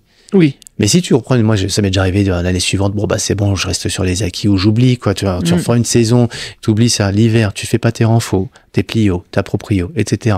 Tu prends pas de coach parce que tu dis, c'est bon, je sais faire, etc. Et donc, tu te remets de la charge mentale en sachant quoi faire, etc. Mais qu'il y a toute la vie à côté, etc. Bon, en fait, la saison, elle a plus rien à voir, quoi. Tu commences la saison, hop, tu te blesses dès la première course. Mais c'est ça. Et après, le mental, il va pas bien. Et ça, c'est boule de neige et il y a rien qui va. Faut vraiment trouver faut que chacun trouve son équilibre. Après, tout le monde n'aime pas prendre des coachs, tout le monde n'aime pas prendre des coachs mentaux aussi, tout le monde n'aime pas faire du renfort. Après, faut que chacun aime faire ce qu'il aime aussi. Ouais. Et voilà, comme il le ressent. Ouais, c'est clair. Après, alors je mets un bémol, je me permets, c'est pas pour toi, c'est pour moi, parce que j'ai souvent agi comme toi, mais par contre, la connerie que je faisais, c'est que je mettais des objectifs pareils, voire plus élevés.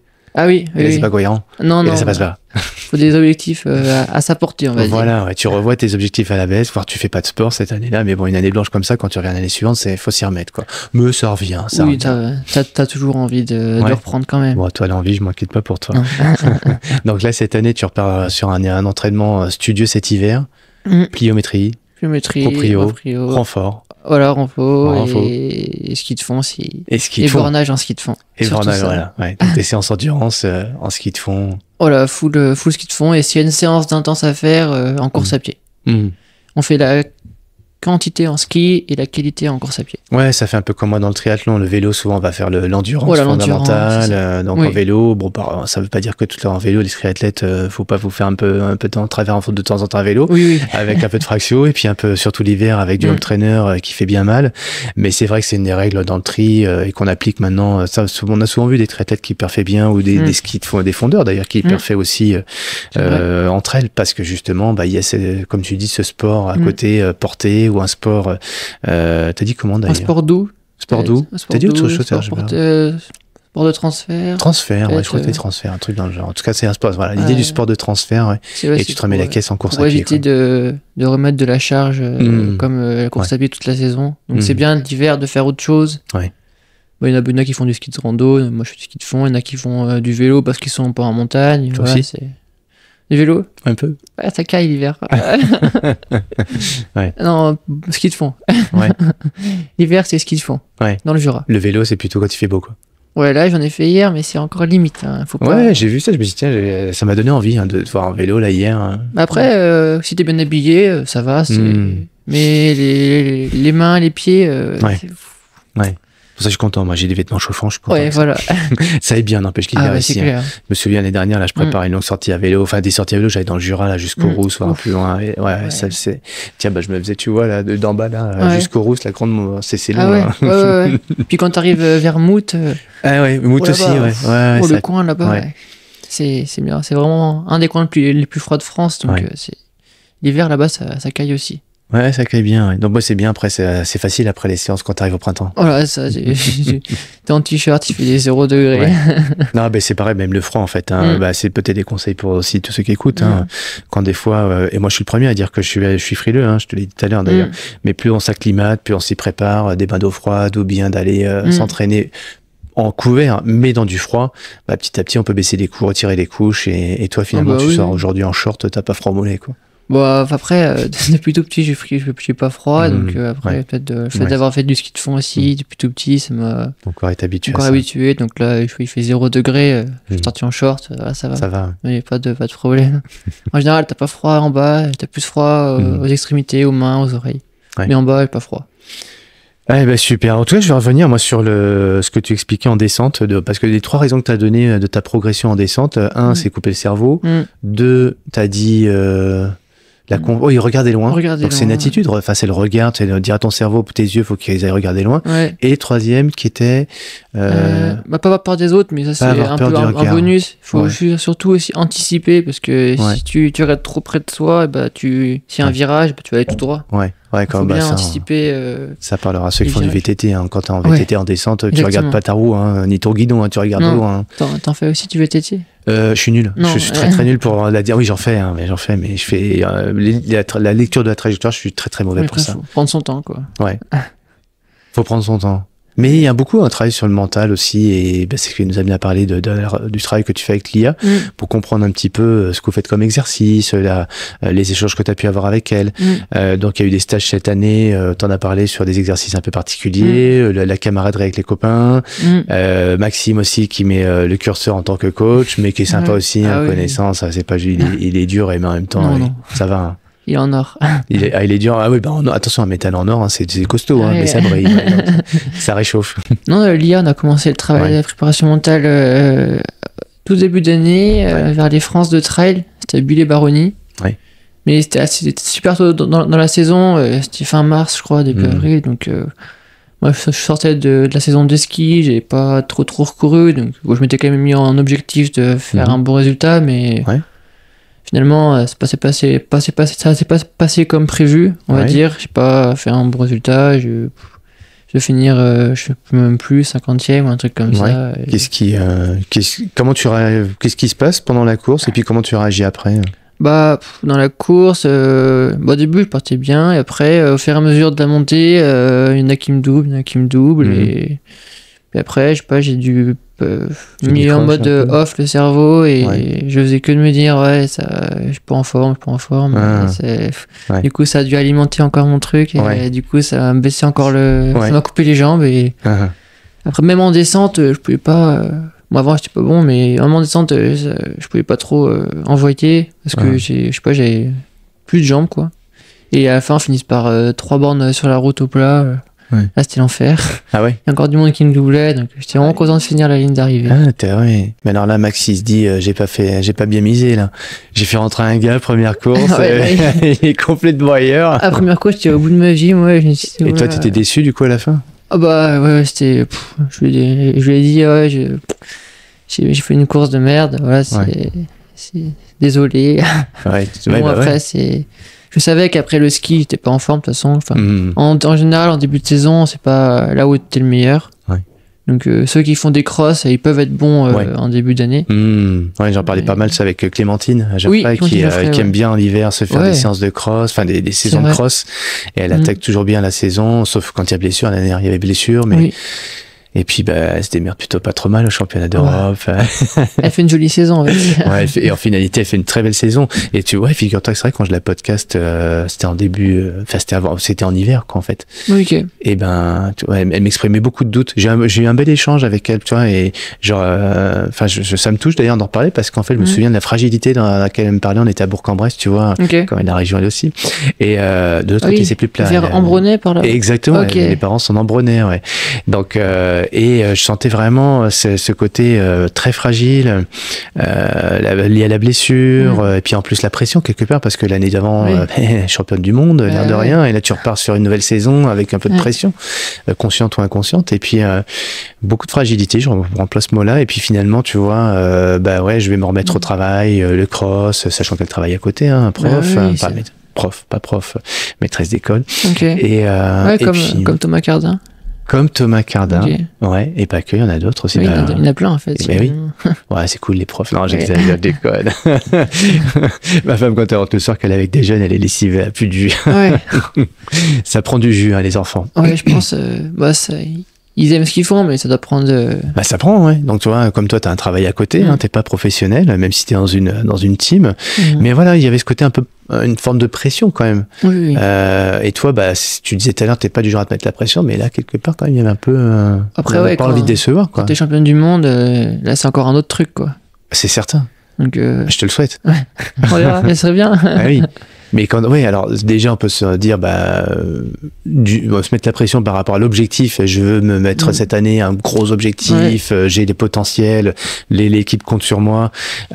Forcément déjà, même on n'a pas le résultat. Puis alors, comme tu dis, une fois qu'on est champion du monde, tout va bien. Finalement, non, il faut refaire. Là, t'as encore plus la pression, les médias, etc. Donc il y a toujours une pression, quelle qu'elle soit, de toute façon. Avoir peur de faire aussi bien que l'année passée, c'est pas facile. Hein. Ouais, oui. Et c'est là qu'intervient l'IA, justement. Oui, voilà. Sur ces sujets-là, parce que là, j'aime bien, t'as dit à la fin, désolé. Quoi. Oui, je m'excuse. Du coup, direct après la course, on a parlé, on a débriefé un peu. Même pas. Ils m'ont dit, on va te garder encore un peu. Bon, ça va alors. Alors, c'est quoi le débriefing, ouais. Vous débriefez, là. Après, il m'a dit comment c'est passé, qu'est-ce qui s'était passé. Ouais. Du coup, je lui ai raconté que dans la montée, je m'étais dit ça va pas, et du coup je pense que ça c'est le truc qui a fait que mon cerveau il a débranché. Ouais. Je me suis dit des ondes négatives et ça a tué la course, quoi.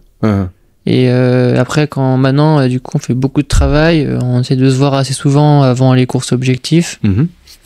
Qu'est-ce que tu as tiré comme enseignement de ce débriefing, d'ailleurs, le fait d'en avoir parlé avec elle? Déjà ça m'a permis de passer un peu à autre chose aussi. Ouais, ça a aidé le fait d'en parler, simplement. Oui, de comprendre ce qui s'est passé aussi, pour pas refaire les mêmes erreurs. Ouais, de ce que tu as compris d'un point de vue mental, quand tu dis ça tournait dans la tête. Ouais, là, voilà, je sais que maintenant, il ne faut plus refaire ça. Ouais. Maintenant, on travaille beaucoup sur ça, que quand il y a un moment de moins bien, se remémorer des moments positifs, des passages de ligne d'arrivée, des passages sur des crêtes, des trucs qui donnent le moral. Ouais. Et rien que le fait de sourire quand ça va pas, et ça... Ton cerveau, il passe en mode ça va aller, et voilà, ça va. Ouais. Finalement, en s'alimentant comme il faut, en buvant comme il faut, en se mettant des bonnes ondes positives, ça peut que aller mieux, quoi. Ouais. Et tout état est passager, elle m'a dit. Tout état est passager. Voilà. Donc, mais là, pour le coup, quand tu étais à Bulle-et-Baronnie, c'était passager, mais un passager. Mais du départ à l'arrivée. Du départ à l'arrivée. Donc là, le passage était long. Ouais. 20 km, c'est long. Ouais. Là. Donc là, l'objectif, c'est finalement, sur une course, il y a des moments de moins bien et c'est normal. C'est obligé, de toute façon. C'est obligé. Après, à part des courses, vraiment, t'es bien du début à la fin, mais ça, c'est super rare. T'en as eu l'année dernière, du début à la fin? Vraiment, la Matterhorn, la Zermatt, c'est vraiment une course où j'étais bien du début à la fin, quoi. Il n'y a pas de coup de moins bien. Ouais. Non, c'est... Tu finis combien? Je finis 6ème au scratch. Pourtant, t'es pas... 6ème au scratch avec là toute catégorie. Toi, t'es à 21 ans. Mais t'es premier jeune, quoi. Tu calcules pas dans ces moments-là, tiens, je suis à combien il est à combien devant? T'as pas ces réflexes-là, toi? Au dernier ravito, j'ai demandé s'il y en avait qui étaient loin devant, avant la dernière descente. Ouais. Et il m'a dit non, c'est trop loin. Mais il y en avait 2 derrière qui étaient juste derrière. Et du coup, en plus, j'ai crampé dans la dernière montée. Elle était pas bien longue, elle faisait 5 minutes, mais... Oh là, ça passait pas. Et au début de la descente, ça allait mieux et j'ai fait une dernière descente en mode plaisir. Et j'ai mis 2 minutes au gars qui était derrière, donc au moins ils m'ont pas rattrapé, donc ça c'est bien. Donc là, quand même, t'as eu un petit coup si je prends sur cette course-là, t'as un petit coup musculaire de pas bien. Qui impacte ton cerveau, parce que c'est une information qu'il faut traiter, il y a une crampe, quoi. Mais... Comment ça justement, t'arrives à ne pas t'embrouiller l'esprit avec une crampe qui est là, et par rapport à avant, là, la course, où là, tu broies du noir. Tu broies du noir et t'en sors pas, t'as beau dire, faut que ça aille mieux, mais ça va pas mieux, et puis tu te fais doubler, et ça fait qu'empirer, et là, t'as cette crampe, alors c'est peut-être rien, mais quand même, ça pourrait, derrière, te mettre en pression, et puis il y a les autres qui remontent derrière, j'ai la crampe, j'ai pas... En plus, je venais des doubles en descente, les deux. Oui, donc ils sont pas loin derrière. Juste derrière. Ouais. Et donc Hugo me fait mon assistance avant la descente, il me passe une petite flasque d'eau. Ouais. Donc là, j'ai tout bu l'eau direct quand j'avais la crampe. Ouais. Oui. pour faire Déjà. passer le maximum la crampe. Et j'essaie de me masser un peu, j'essaie de faire plein de trucs. Et puis finalement, juste avant la descente, ça allait mieux d'un coup. Ouais. Et après, j'ai plus de soucis avec ça. Donc puis, le fait de me dire allez, ça va aller, ils sont juste derrière, ça a peut-être dit à mon cerveau que fallait pas qu'il pense à ça, et voilà, fallait qu'il pense à ceux qui étaient derrière, pas qu'ils me rattrapent, et voilà. Non, c'est vrai qu'il n'y a pas eu à part ça, il n'y a pas eu d'autres problèmes dans la course. C'est un micro-problème, on va dire. Ouais, c'en est un quand même. Mais bon, il y en a avec des crampes, c'est plus grave que ça, quoi. Donc, c'est passager, comme dit Lia. Voilà, t'as dit enseigner un truc, c'est passager. Donc là, cette crampe, elle est là, elle va pas durer tout le long. Non, en plus, il restait pas beaucoup, donc Il reste pas beaucoup. Ça m'aurait bien embêté que tout le monde me double, alors que t'es bien placé, quoi. Donc, non, ça va, ça m'a pas handicapé pour la course. Ouais. Donc ça, c'est les premières choses que tu as découvert avec l'IA, donc c'est en termes de débriefing, d'apprendre à relativiser, d'apprendre à positiver, d'apprendre à accepter le truc passager. Surtout à accepter, Parce que avant, peut-être que j'avais peur des moments négatifs, que ça passe pas. Et là, le fait d'accepter le truc, dire que ça va passer, que ça va aller mieux, ça aide à faire passer le moment de moins bien, quoi. Et puis même, on fait aussi beaucoup de travail avant la course. Fait d'analyser le profil de la course, là ce qu'on a fait pour les dernières courses, là on a fait, donc je prenais le profil et je calculais donc les montées et descentes, combien de niveaux de distance il y avait, et puis mon alimentation en fonction de ça aussi, et comment j'allais gérer la course, la stratégie de course. Et ça avant je faisais pas du tout, quoi. Ah oui. Non, j'ai testé ça sur Zermatt justement, et j'ai plutôt bien aimé. Et puis elle me faisait un vocal aussi juste avant la course, donc tu montes, tu descends, enfin un peu de visualisation de course, quoi. Pour te guider. Et ça j'ai vraiment bien aimé. Tu fermes les yeux, tu penses à la course, tu te dis là il y aura ça, il y aura ça, si ça va moins bien, qu'est-ce que tu fais. Donc c'est super complet, quoi, la préparation mondiale. Avant je pensais pas que ça aidait beaucoup, je me disais qu'est-ce que c'est que ce truc encore. Ça va manipuler mon cerveau. C'est ça, voilà. Mais finalement, non, ça apporte pas mal d'avantages. Donc, en fait, c'est toi qui le manipule ton cerveau maintenant. Oui, c'est ça, en fait. Avant, c'est lui qui te manipulait ton cerveau. Et maintenant, puis je le drive un peu. Tu le drives un peu, grâce à l'IA qui, elle, te donne des outils. C'est surtout grâce à elle. Max et l'IA, ils ont fait pas mal de trucs. Ils m'ont beaucoup aidé. C'est... Pour ça, je les remercie. Et le fait de voir aussi les résultats dans le reste de la team, ça te fait quoi? Parce que t'es pas le seul, il y a les autres aussi, tu vois des progressions? Ah bah, tout le monde fait des super résultats et ça booste aussi. Puis quand il y en a un qui fait la course le samedi, tu vois qu'il fait un bon résultat, et toi t'as la course le dimanche, tu dis ça serait bien de faire un bon résultat. On va décevoir les autres aussi. L'effet team, ça il fait aussi, d'être seul. Mais non, en général, ça booste quand même, quoi. Là, aux Templiers, par exemple, ils ont fait 7 pour Goulven et 9 pour Marine. Donc ça booste aussi, quoi. Ils ont fait... En plus, Goulven, il est de Millau, donc c'est la course de cœur. C'était sa course locale. Ça fait super plaisir de les voir performer, quoi. Donc, après, tu te dis, t'as envie de faire aussi bien, quoi. De rendre un peu les autres fiers aussi. Et ça, mais pareil, ça c'est quelque chose qui te stimule. Si ton cerveau, tu le laissais dialoguer tout seul avec lui-même sans prendre conscience de ça, est-ce qu'il se dirait mais ça, faut que je sois à la hauteur parce que les autres ils progressent. Et moi je suis plus jeune en plus. Enfin je sais pas, toi ton cerveau il pourrait t'envoyer des messages comme ça. Au début tu te dis t'es plus jeune, t'as moins d'expérience. Ça va pas être facile de faire aussi bien qu'eux. Mais bon après finalement durant l'année. Il n'y a plus trop ça qui vient et tu te dis tu feras le résultat que tu feras. Si tu finis la course et que tu es content de toi, et le résultat il va avec et toi tu es content, donc tout va bien. Et donc à la fin de la saison là t'es content? Je suis content de ma saison, à part le début, mais ça c'est normal, je m'en doutais. Mais à partir de mai à novembre, j'ai fait une bonne saison de skyrunning, ça c'est le principal. T'acceptes pour l'année 2025 le même processus où tu veux améliorer le démarrage de saison? Du coup ça commencera pas en mars déjà, c'est déjà mal. D'accord. Ça commencera fin avril avec les Mathésins, donc là c'est déjà pas mal. T'as revu le calendrier en conséquence? En fait les France c'était en mars, donc il n'y a pas trop le choix. Mais là les France c'est en juillet. Mais à quel endroit d'ailleurs? C'est à Val d'Isère. Ah je savais même pas, tiens, donc cette année juillet à Val d'Isère. Et il y a France de Letral, les montagnes et KV. Ah oui. Et moi je serai KV. Et là, le fait que ce soit plus haut, Ça aussi, c'est bien aussi parce que Ça là, peut-être cette année, on bien, était à toi. Val d'Isère Mm. pour un stage. Ouais. Et Ça fait partie des points de progression, ça justement de s'entraîner. Parce que ici, t'as 1000 mètres d'altitude, c'est pas non plus des hautes oui, altitudes. non, c'est vrai, c'est pas. Mais tu sens la différence quand tu vas faire des 2000 Après, Toi, tu sens pas trop moi, j'en pas trop la différence de l'altitude. Peut-être qu'il y en a qui sont plus les bénéfices. Mhm. Là, il y a 3-4 ans, on avait fait avec mon papa la Grande Cessière. Ouais. Donc ça monte à 3007, 3008. Ouais. Mais non, on n'a pas senti l'effet de l'altitude. Mhm. Peut-être que, je sais pas, depuis tout petit, on fait Ouais. des randos à 2000, 2005, 3000. On a... Où ça? donc 2000, dans les Bauges, on allait aussi. On a fait la Ah, tournette. Ouais. Et après, 3000, c'est qu'on a fait. D'accord, pas dans le Jura, quoi. Non, pas dans le C'est Jura. des trucs qui m'ont échappé. À moins qu'il y ait une montagne qui est montée d'un coup. D'accord, donc vous allez un peu en Haute-Savoie. Vous alliez en Haute-Savoie Oui. pour faire des randos. Bah aussi, le copain à ma soeur, il habite à Salanches. Du D'accord. coup, il y a aussi pas mal de montagnes là-bas. Donc, on a fait le Mont Buet là-bas aussi. Ouais, vers Buet, faire à cheval. Ouais. C'est joli là-bas. Ouais, c'est joli. Ouais. Tu l'as fait aussi? Ouais, je les connais tous. Ah, ceux tu que les dis. connais? Ouais, avec ma femme, on fait tous les 3000. Ah. T'as fait la pointe percée aussi? Bah oui. J'aimerais bien la faire aussi, mais. Ouais. Par Ouais, les c'est un peu cheminées de plus Salanches, costaud, ça a l'air sympa. Ouais. Ouais, c'est. Ah, non, ouais, Ah, non. bah, c'est un peu raide quand même, là, je trouve. Ah ouais. Ouais, mais moi j'ai eu peur, tu vois. Ah ouais. Elle avait moins peur que moi, ma femme. Ouais. Un peu le vertige ou. Bah, en vieillissant, Ouais. j'avais pas 21 ans, je faisais des choses que je fais plus aujourd'hui. Quoi. Ouais, c'est comme ça. Oui, bah après, j'avais aussi le vertige il y a 3-4 ans et c'est C'est vrai passé. D'accord. Ah oui, t'es Ouais. avec l'IA que t'as fait un an. Même pas, C'est non, toi, tout seul c'est tout, moi tout seul. J'ai pas d'un coup, ça s'est. Ouais. Ça s'est enlevé.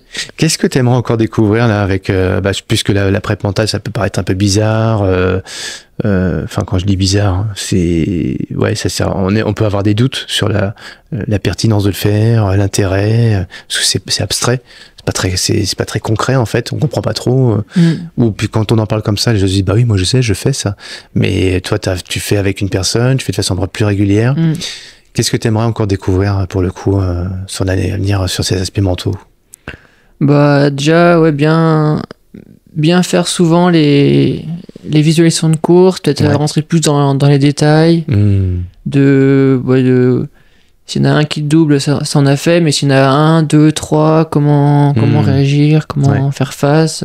Ouais. T'as tellement d'aspects que je pense je connais pas encore la moitié de ce qui se fait. Et j'aimerais bien après c'est elle qui me fait découvrir aussi à chaque fois plein de trucs. Donc moi je sais pas trop sur quoi on va travailler demain, mais elle me dira, mais je pense qu'il y a trop de trucs intéressants à travailler. C'est pas toi qui vas me dire le contraire, je pense. Mais non, je pense il y a plein de trucs importants pour la course à pied qui est bien à travailler. Et ça te sert dans la vie de tous les jours? La vie de tous les jours. Spécialement dans le quotidien, le fait d'avoir une perception différente, que ton cerveau t'as un dialogue interne avec lui qui est plus apaisé ou moins stressant ou plus positif, tu dis sourire, puis tu sourires. Oui, non. Tu souriais déjà avant, oui, toi. ça c'est. Ouais. Non, dans la vie de tous les jours, ça m'a pas changé. C'est plus pour les courses. Préparation, pendant et après les courses. Si on se revisualise en arrière là sur Bulle-et-Baronnie, t'avais toujours le sourire malgré tout ou non, tu l'avais perdu là? Ouais, je l'avais perdu. Ah, tu l'avais perdu. Ouais. Même pendant la course, j'étais. Je me disais oh là là, ça va être long la course. C'est quand l'arrivée. T'as eu envie d'arrêter? Ouais. Mais bon, après je me suis dit il faut quand même finir. C'est que 20 km. Ouais, ça va encore. Ouais. Mais bon, j'ai pas non plus fait un temps. J'ai mis 1h37 je crois pour 20 km et 1000. Mais bon, c'est pas par rapport au meilleur, c'est vrai que c'est pas c'est pas ce que j'espérais, mais après je m'attendais aussi un peu à ça au fond de moi, parce que t'étais pas prêt, parce que début de saison j'étais pas prêt, le ski était trop proche, j'ai pas fait beaucoup d'entraînement en course à pied, donc et puis peut-être qu'au fond de moi mon cerveau il s'est dit que je serais pas prêt. C'était préparé à ça. Voilà. la prophétie réalisatrice, quoi. Voilà. Dans le positif, comme des fois, malheureusement, non, je suis pas prêt, j'y arriverai jamais. Je suis pas capable. Bon, après, c'est comme ça, ça va, c'est en début de saison. Après, j'ai pu me remobiliser pour la fin de saison. Et donc, la saison était encore longue. C'était que le début. Donc, ça va. La saison et puis la vie aussi d'ailleurs. Oui, Enfin, du moins, ta carrière dans la course à pied, dans le trail, dans le trail sur les hautes altitudes. Ce serait quoi pour toi, si on se projette un petit peu, tu rêves de quoi pour la suite? Il y en a qui me disent, il y a plusieurs écoles, hein, moi je veux pas t'influencer, mais il y a ceux qui disent, bah, à un moment ou un autre, quand même, j'aimerais bien faire l'ultra, quoi. Et puis il y a ceux qui disent, non, moi je suis vachement bien dans ces formats de 50 km et je m'éclate là-dedans et je suis fait pour ça et ça me va super bien, quoi.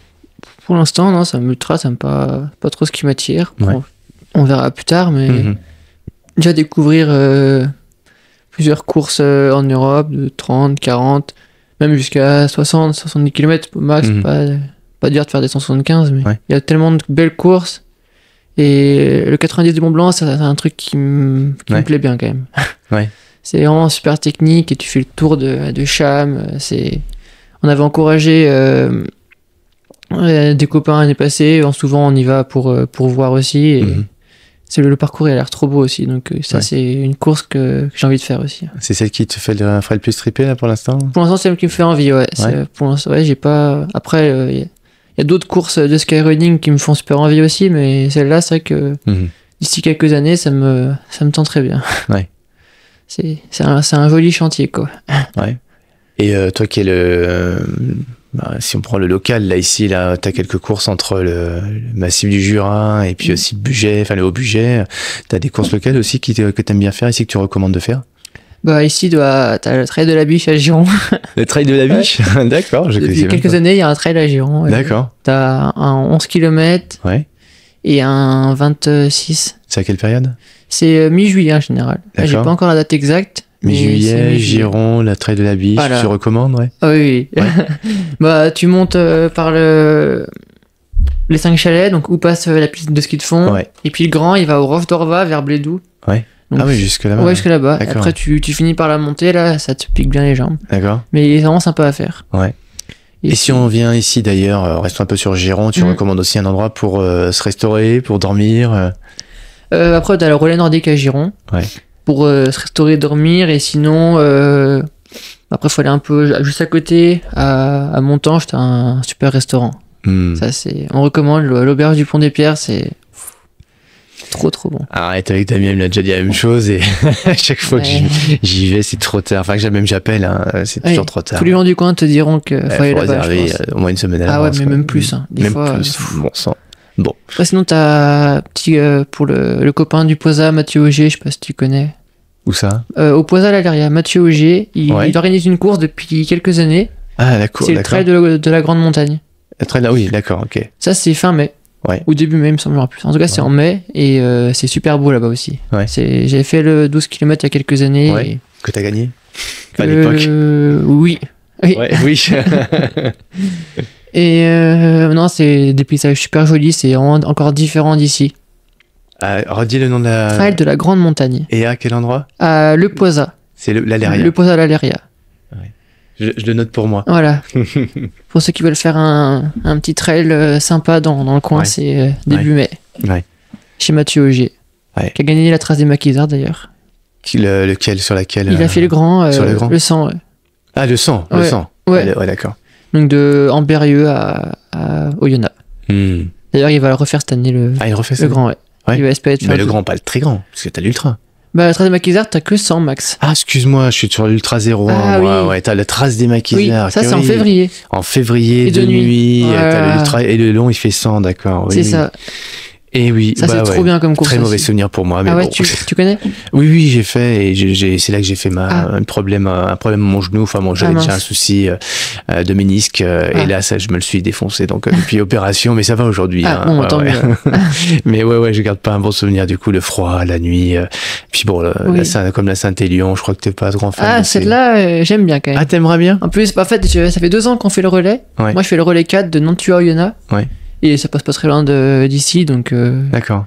Donc tu prends... t'es chauvin, c'est normal. Oui. Mais tu préfères... Tu conseilles plus les maquis que la Saint-Élion, quoi. Ah oui. T'hésitais à répondre, sans se fâcher avec Michel Zorine et ses équipes, qui font un super travail. Et puis c'est la mec quand même pour beaucoup de gens. Mais bon, la trace des maquis, C'est un peu historique aussi, avec les maquisards. Et c'est la nuit. Ouais. ça monte un peu plus que la Saint-Élion, il y a plus de dénivelé. Ouais. Donc, T'as Ludo Collet aussi sur le départ de... Ludo Collet, exactement. Donc là, t'as ambiance assurée. Voilà. Donc non, c'est toujours un événement, on y va chaque année. Ouais. Ouais. Moi, je fais toujours le relais 4. Donc, en plus, ça passe au lac Genin et c'est trop beau. Enfin, toute t'as la plein de région, crêtes. Ouais. vraiment, Alexandre a fait une super épreuve et bravo, fallait l'inventer et c'est vrai que lier l'histoire et la nature aussi parce qu'on a dans un écran de nature, c'est dommage il fait nuit, mais le matin au réveil. Mais le parcours est sympa en tout cas, j'aime trop. Puis de nuit, en général c'est souvent plein de boue. Mais t'aimes bien. J'aime bien. J'aime bien. Le sanglier. Exactement. T'as un surnom toi au fait? Bah il m'appelle soit le lynx du Jura ou soit le sanglier. Toi aussi? Non. Ah, Damien aussi? Ouais, le lynx, ouais. Ah oui, il y en a deux alors. Oui, il y en a deux. Ou le sanglier? Oui, il y a les deux, ouais. C'est comme les gens préfèrent. D'accord. Ouais, le sanglier, mais en même temps, le sanglier, c'est un malin. Il est malin, le sanglier. C'est pour ça que les chasseurs, ils ont du mal avec les sangliers. Parce que j'aime bien couper les virages. T'aimes bien couper, ouais. Des fois, c'est pas trop autorisé, mais faut faire gaffe. Mais en skyrunning, c'est autorisé, donc tu peux couper. Ah, tu peux couper en skyrunning? Ah, d'accord. Tu peux aller tout droit. Si tu vois des virages, tu peux aller tout droit. D'accord. Donc ça, c'est bien. Ok. Mais par exemple, j'avais fait une course à Val d'Isère. À la fin, ça faisait un virage. Moi, j'avais coupé. Les gens, ils se demandaient ce que je faisais. J'avais pas trop le droit de couper, mais bon, après. Moi, j'aime bien couper les virages. Même en entraînement et de jeu. La ligne la plus droite. Ouais, la ligne la plus droite. Voilà. Ouais. Même droit dans la pente. Et je reviens sur les cordes. Là, tu parlais quand il y a des cordes sur, enfin pas des cordes. Oui, des passages techniques. Des passages techniques avec les mains. Ouais. Ça, c'est pareil, le ski de fond, ça aide. Oui, c'est vrai que le ski de fond, tu utilises beaucoup les mains aussi, et donc en randonnée. C'est vrai que le fait de savoir, d'avoir fait du ski de fond pendant longtemps, et ça aide à bien utiliser les bâtons. Ouais. Il y en a qui les utilisent, mais peut-être pas forcément de la bonne manière. Après, c'est une technique aussi. Hein. Ouais. Ça s'apprend comme tout. Bien sûr. Donc, même pour les KV, c'est bien utile. Ouais. Surtout quand tu fais un KV du Grand Serre ou KV de Fully, tu prends 1 km 8, 1 km 9 et 1000, ça te calme. Ah oui, ouais. J'ai jamais fait, jamais. Ah, c'est hard, hein. Ouais, pour aller découvrir. Peut-être qu'un jour j'irai juste pour. J'aime pas me faire mal sur du très court, moi. Quand tu regardes là-haut, tu te dis, oula, faut aller là-haut. Ouais. Rien que le Brévent, enfin, Chamonix, je les regarde, je l'ai fait, mais je l'ai fait comme ça. Ah, le KV de Cham? Ouais. Ouais, il est trop beau. Ouais. Ah, ouais. J'ai un bon souvenir aussi. Ouais. Tu prends tous les virages au début, là. C'est sympa. Ouais. Puis il y avait tellement blanc de l'autre côté, donc c'est vrai que bon, quand tu montes, tu regardes pas le Mont Blanc, mais à la fin. À l'arrivée, tu regardes la vue quand même. Ouais. Tiens, justement, pour parler de la vue, tu t'as parlé du Crêt de Chalam tout à l'heure. C'est magnifique le Crêt de Chalam.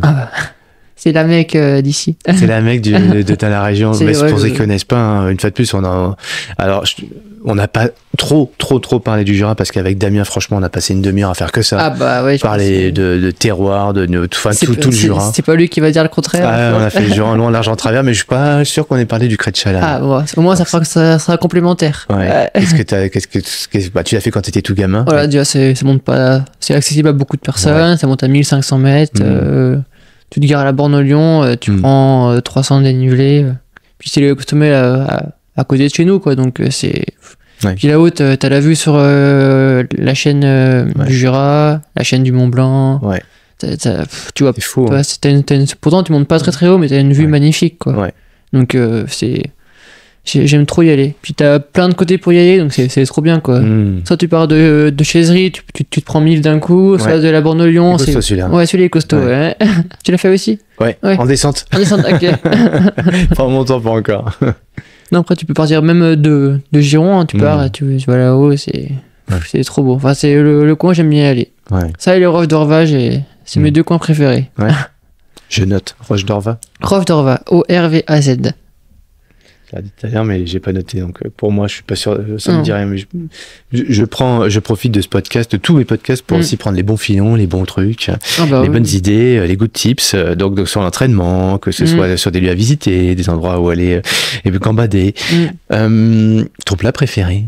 Mon plat préféré, c'est dur, je dirais les lasagnes. Ah mince, je pensais que tu allais me sortir un truc local, justement, encore.